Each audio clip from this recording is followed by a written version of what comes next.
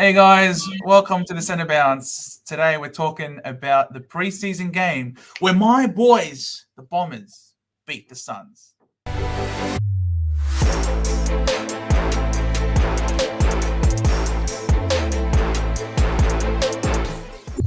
Big J, it's always a good day when we're talking about an Essendon victory, isn't it? Oh, mate, it doesn't happen very often, so might as well talk about them and be excited when they happen, right? Almost as Yeah, bad as coming North from North Melbourne these Melbourne. days. Yeah. No, no, no. No, no, I'm sorry, mate. I'm sorry, Mr. Kangaroos. You guys are worse than us. And it is what it Okay. is. We beat All you right. by 60 odd points in the last game. And it's going to happen again this year. But we're here talking about Essendon versus Gold Coast. We won 11-14-80, and they scored 11-9-75. Now, we could have well and truly beat them by more. We had 5 more scoring shots, and they were behinds. Okay, so let's not talk smack. We beat a team that is hoping to play finals over there up in Gold Coast in what really was a crap ground. Holy crap. That was Yeah. so bad. That They were training playing on oval. some local field, weren't they? Yeah, we were. So you love to see that Brad Scott is doesn't matter what the conditions are, doesn't matter where you're playing, we're playing winning football. And it didn't start off too great. They jumped, I think the Suns really showed that their midfield is really, really strong, and they were able to really pump up some pressure and put us under a lot of, cause a lot of turnovers, lock it in, get some repeat inside 50s. And it was a good approach to them. They started with their best side early on. They had everybody stacked in their team. Whereas the Bombers, we took a completely opposite approach. We started with a slightly weaker team, and over time would start to implement some more of our senior players. And, what's his face? Big Sammy Draper didn't even start till the second half. You know what I mean? And as soon as he got on, bang, immediate impact. Led to a Look, goal assist. So first win for the new coach is always a big thing. It didn't happen during the regular season, as some people would love, but first win officially during the preseason is fantastic. A lot of those butterflies, a lot of that kind of stuff. And you guys did. It really felt like you came back from behind. I know Gold Coast were up quite a lot. So, yeah, really good job. Some players showed some talent, like we'll talk about now, and then some players maybe not so good. So let's have a talk about them too. How about you start us off with Essendon? Well, we took some time, as I said, to warm up into the game, and our good footy started to come a bit later. But definitely, I think the best output that we saw, things that are going to highlight a big difference between the Essendon of last year to this year, are the small forward stocks. Our small forwards really came to light. And after Tip and Woody had retired last year, we had absolutely nobody. We had to play Guelphy. But this year, we're rocking, some Tip and Woody's back, playing really exciting. Jai Menzie, he's absolutely dazzling with 3 goals, and he really just makes the most of every opportunity that comes his way. He's really clean. And we also had, of course, Davey was playing really well. Elwyn Davey Jr. was playing really well. Tex featured, but that was a bit later, as did Patrick Voss, who also was, showed promising flashes. So I think a lot has to come from our small forward stocks to up the pressure, kept the ball locked in, caused some turnovers. It was a great thing to watch for us. So Jai Menzie, definitely, I think, a relevant Supercoach option, particularly given that you got a lot of the rookie price in the forward line. A lot of them are key forwards, and you can't really rely on key forwards very well. Yeah, I mean, you guys missed out on getting Bobby Hill in the trade period. I know that was a big talking point for a lot of fans and a lot of people. You guys put a lot of effort into getting him. Menzie kind of makes it look like, hey, we don't even need the player.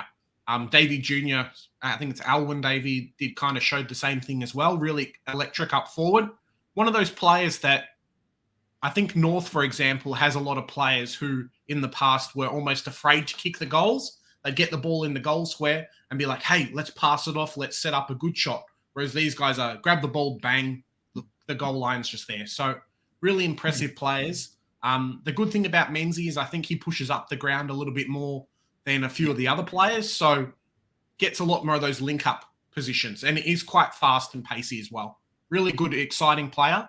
If you're looking for an option in the forward line, could do a lot worse than someone at 155K. Yeah, even Alwyn David Jr. is also capable of pushing up and also playing that high half forward, the high small forward role where he can get out there and also be involved with linked up play. That's probably the best attributes for these two players. They're not entirely reliant on just getting the ball and kicking goals. Tip No. and Woody probably is someone who is obviously coming from a long way back fitness wise and will probably most likely be hanging around goals a lot more. These guys are, with a better fitness base, probably have the tank to be able to venture out outside 50, be a receiver, and kick the ball inside. So these are guys who are genuinely super coach options that you should keep an eye on, as a couple of our defender options as well, who I think are also going to be super coach relevant, and I think none more so than a guy like Jordan Ridley. Jordan Ridley, Yeah. Who really seems to have, I suppose, been freed up again. And we could see him return to his intercepting, high position best form. Now, unfortunately, though, I know we've got to keep an eye on him more.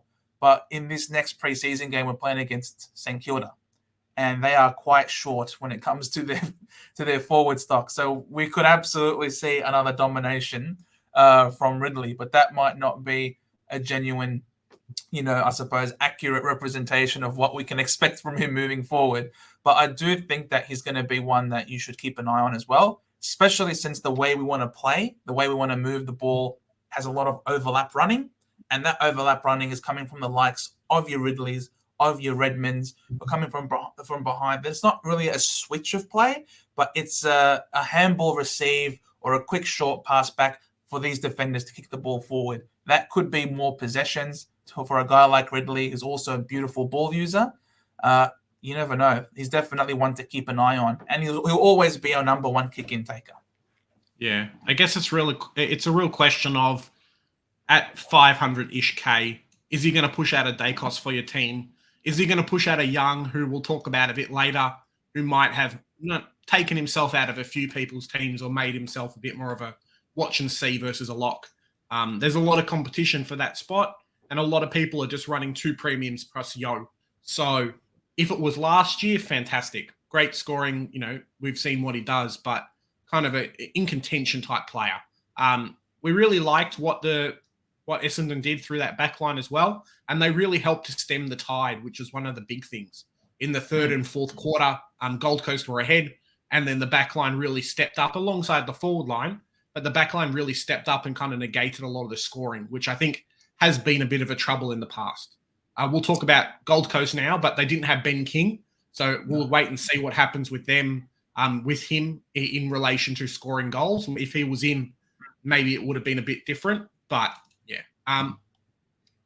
So Gold Coast. So Gold Coast came in with what would have been their best team, Wits in the ruck, things like that. They did miss out on Tuke Miller, who has been dealing with some hamstring issues. So is really someone to kind of watch out for in the midfield. Does he play round 1? If he does play, is he going to be fit? I know we've talked a lot in our team reviews about, hey, maybe this guy's someone who you want to upgrade into instead of starting.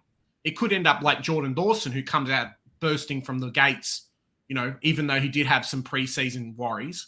But in all honesty, he is a player who does have a stinker game every so often, who you could potentially get at a much cheaper price. $650K is a lot to spend. With him out, it made it quite hard to judge a lot of these Gold Coast midfielders, and they were the ones that we were really looking at. So looking at Flanders, for example, he had really good VFL stocks coming into the AFL system. How would he fit with the Rao, with the Anderson, with the Tuke Millers? We didn't get as much from that, and that was kind of a big worry there. Any other takeaways from Gold Coast, Joe?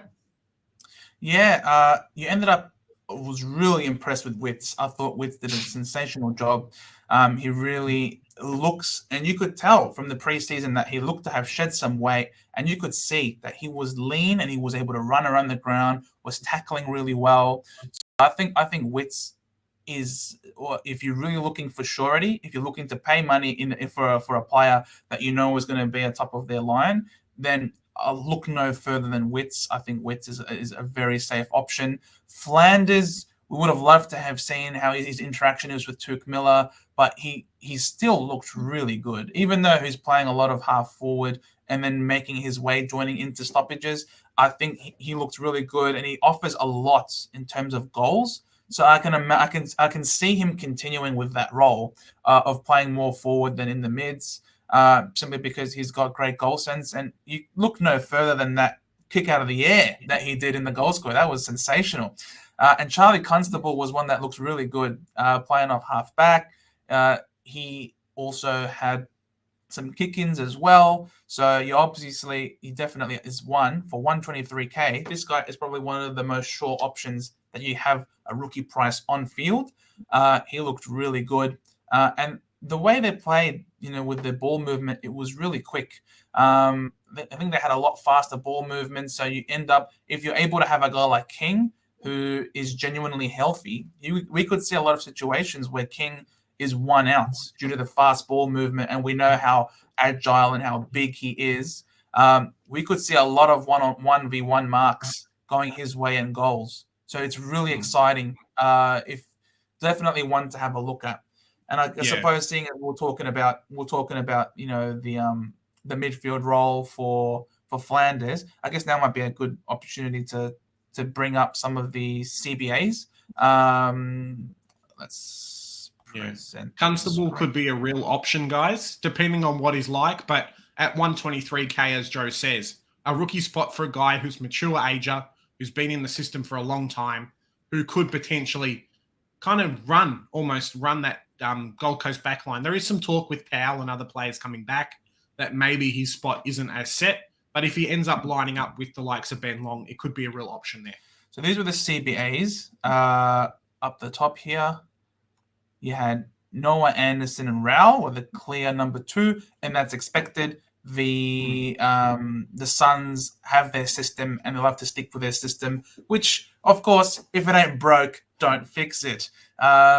Davies featured a lot. Swallow obviously had his usual input. Humphrey was also really impressive in that he there's a reason why there was a lot of hype and excitement around him just before the draft. He really showed that he's definitely capable of throwing himself in the guts. He really plays with effort, and he was rewarded, as you can see, with a lot more CBAs than Flanders, more than double the CBAs that Flanders got, and he's had his tires pumped up a lot.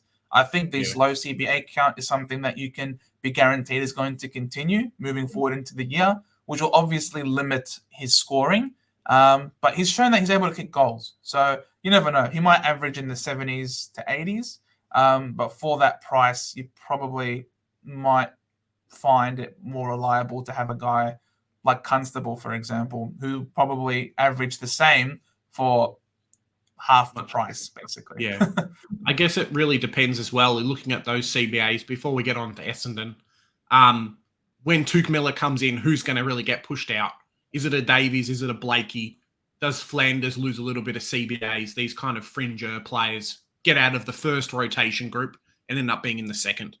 On the Bombers side, so Parrish took a lot of the CBAs, which is kind of natural. That's his real position. He does play a little bit of wing and a little bit of high half forward, as we saw last year. But, Brad Scott's putting his best player in the midfield. Surprisingly, Setterfield was their second for majority CBAs. So maybe coach is looking to put him in there a little bit. Wait and see for the next week's games to kind of what happens. Merritt with 47, Caldwell with 43, Archie Perkins 39, and Dylan Shield. So a few of these more established players, I don't know if they got moved around a little bit more, if they played wing instead of in the guts, and that's why the CBAs were a little bit off. But you'd assume that someone like a Merritt would be a lot higher CBAs, a Perkins or a Shield. Maybe before we get on to the kick-ins, Joe, you can kind of give us an idea of where they played. Well, Merritt only played the first half, and then he was subbed out, and Shield played in the second half. Caldwell had played a number of different roles. He played on the ball. He also played on a wing. He also played a half forward. So Caldwell is not cemented in any one position. He's a very talented youngster. He's able to play everywhere. Whereas, as I said, Merritt and Shield, they only played a half each, which also shows why. Setterfield actually played the entire game. And he certainly got better as he started to play against the lesser midfielders for Gold Coast. Earlier in the start, I think Parrish far and away was our best midfielder, absolute clearance machine, one that you really should keep an eye on, I think, for Supercoach, and especially with our run early on. I think he is going to be a mainstay in that midfield, and he is flying like he did previously before he got injured. So he's definitely a very relevant option. I suppose we'll come down to the kick-ins. Is there Constable, a reason why? Is there a reason why Merritt only played half the game, just to just body-wise loading, or was there somewhere else a reason why? No, there's no issues with him. He's perfectly fine. It was always planned from the start that no players were really going to play the whole game. Okay. Setterfield was just simply given the responsibility to really get in there and get dirty. He hadn't played a lot of CBAs over there at Carlton, but I think Brad Scott is really trying to instill in him that we have you here for a reason, and that is to play your best position, and that best position is in the guts. So I think it was great by Brad Scott, to be honest. We get to the kick-ins, and as you can see, number one kick-in taker for Gold Coast was Constable. He had 57% of the kick-ins, and he played on for all four of them. So all four of them count as kicks for him, which is excellent. Long took 2, and he played on for both of them, and McPherson took 1. So it's great sign for Constable for 123K. It's sensational. Obviously, this sort of output won't be there all year, especially given the injuries that Gold Coast have to their halfbacks. But early on in the season, if he's able to give this, there's a lot of nice money to be made early on. Yeah, definitely. I mean, he's a rookie price player. He's only got to score some really good scores early. Offload him for 350K and you're happy. So if he's taking kickouts, it also means that when these more established guys come back, there's not the pressure to put them straight into the team. They may get started a little bit in the VFL. They may get, they could come in straight away and he goes on the bench kind of thing to help negate a bit of the rotation problems there. So really good signs for a guy that, came over from Geelong, didn't really have a position, now playing half back. It looks really good for Supercoach and also his career. Yep. And then we move to the Bombers. Ridley was our clear number one kick-in taker with 43% of them, and he played on 3 out of the 3 that he had. Hind with 29%, he only played on once. Redmond had 1, and McGrath also had 1. So as you can see, we do love to share the love when it comes to kick-ins, but in most situations, it's going to be Ridley who'll have the most, which is good. Obviously not the best, but it's good enough. And he's playing on with all of his kick-ins, which means that they all do count as stats for him, and stats means points. So thank you. A massive shout out again to Matt Forrest. I know we shouted him out in the previous video when we did Geelong v Hawthorn. Thank you for doing the Lord's work. We really appreciate you. We're going to have his link down in the description below. So if you guys are on Twitter, please follow him. He's doing good stuff. All right, guys. Well, that's our talking about the Gold Coast and Essendon game. If you like our content, remember, like, share, and subscribe. We're trying to hit that 1K mark. We can get monetized and then put out some even more amazing content for you guys. Just give something back a little bit to us. We've also got our Supercoach group as well, so you guys can win some amazing prizes there. Yeah, guys, I might be able to actually have better internet and not have to stay back after work and record here from the office. But look, it is what it is. The grind is real. We do it for you guys. We really hope that you enjoy the content. Thank you to all of our new subscribers who are coming in. Thanks to the guys who listen to the Scottfather to come over here. Just comment down. We're trying to pump out all the content that we can. So please, guys, remember, stick around. We do the hard work here at the Centre Bounce so that you don't have to. Bye for now.